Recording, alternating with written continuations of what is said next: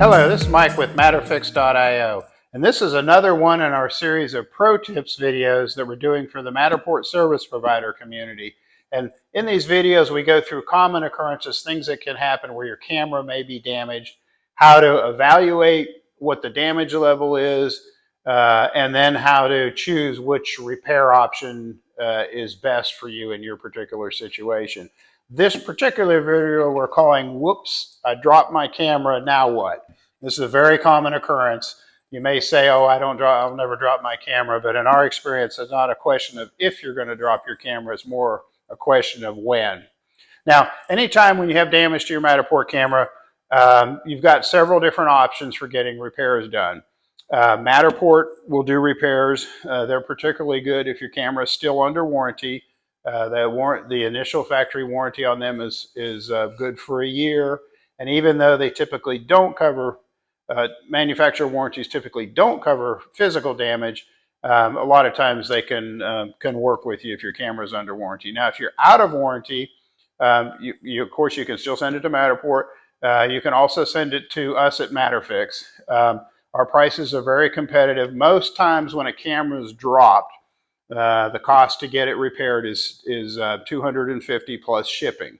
And that includes doing a number of things that, replacing a number of components inside that might be bad. So that's an option. Another option is if you evaluate the camera. We're going to walk you through a little bit later in the video how to evaluate what all might be wrong with your camera. But if you evaluate it and you determine that only the Wi-Fi antenna needs to be replaced and the housing needs to be put back together, everything else is fine, we do have what we call our fast fix kits, which is a DIY kit that we send to you. And that kit comes with all the tools you need, includes a new part, it includes access to a walkthrough video to guide you through the process, and then we can even do a Zoom call or consult with you on the phone if you get stuck. So those are three. You have Matterport, under warranty Matterport, regular repair, MatterFix, send your camera into us. The advantage there is we're going to go through a number of different, we're not just going to replace your Wi-Fi antenna if that's what, we're going to check a number of different components. If it only is your Wi-Fi antenna, then the fast fix kit might be a good option for you.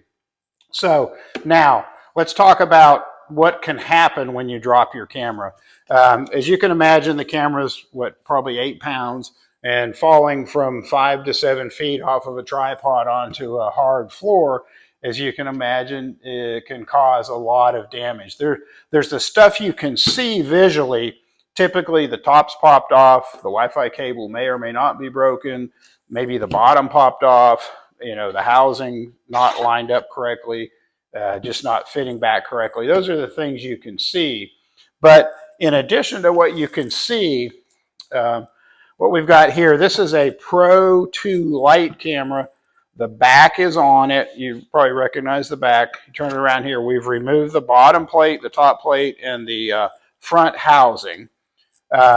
Normally, the sensor array would be sitting in here. And these two rods, there's two aluminum rods that go through the camera here, and they hold the sensor array in place.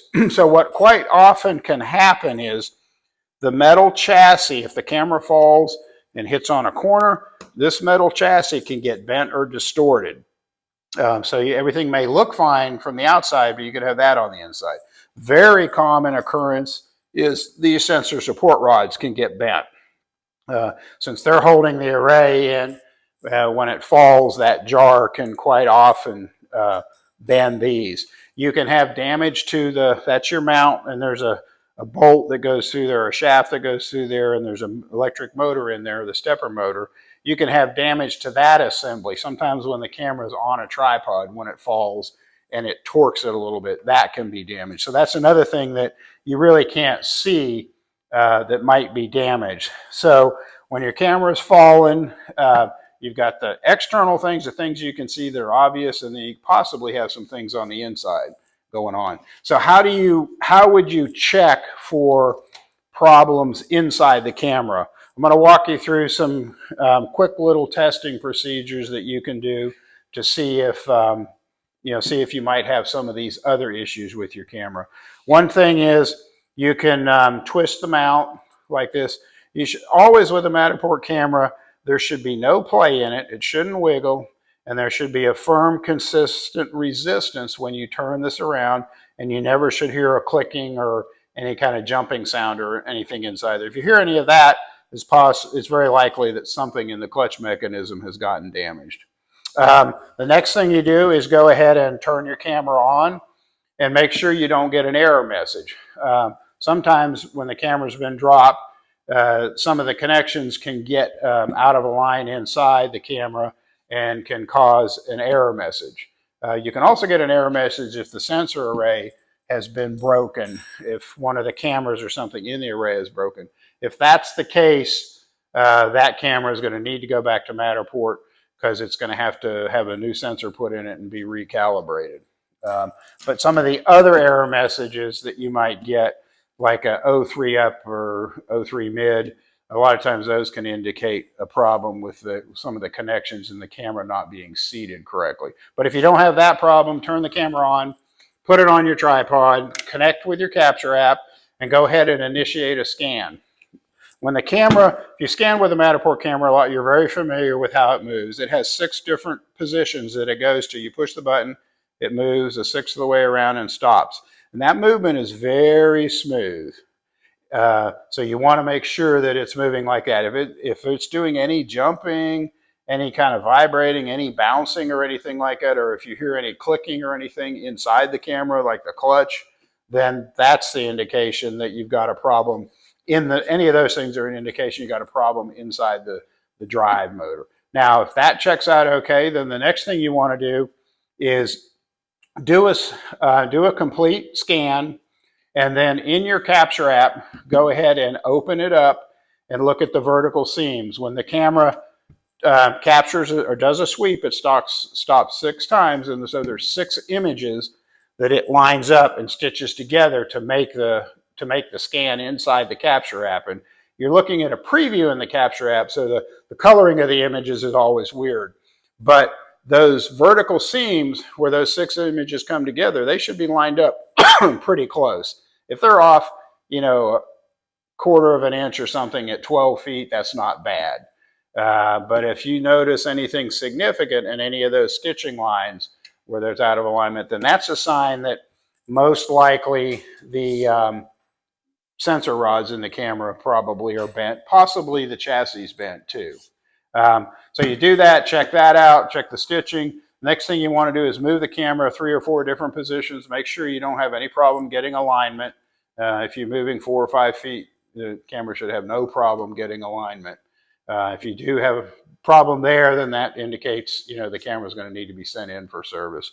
And the last thing, if you want to go the extra mile, you can go ahead and upload a small model, and then go into the model, the process model. After it's processed, go in and look and inspect it, and inspect all the horizontal lines inside the model. So baseboards, crown molding, bottoms and tops of windows. Just go around and look at those horizontal lines and see if you see any offsets. If you visually see offsets in your process model, then that's another indication that something inside the camera is bent, and it's definitely going to need to be sent in for service. So that kind of covers some basic testing that you can do. And like I said, if you go through the testing and everything's fine and you're comfortable doing a simple kind of disassembly, simple repair yourself, one of our fast fix kits is a good choice for you. The advantage there is the kits cost $200 plus shipping, but we send the kit out and you're going to get it within a couple days. And then usually it only takes about 20 minutes to fix your camera if you're doing that yourself. So you can be up and going a lot quicker. You also can save the time and transit time, to and from us or to and from Matterport to get your camera fixed. So that, that's an option. But as I said, we do not recommend the kit if you're having any of those other problems. You need to send the camera in and get it serviced. So that kind of covers the camera dropping, what can happen, and what your options are for repairing the camera. We're here at MatterFix. Contact us, message us on Facebook. I believe our phone number is on our website. Email us, info@matterfix.io. We'd be happy to help you out. Thanks.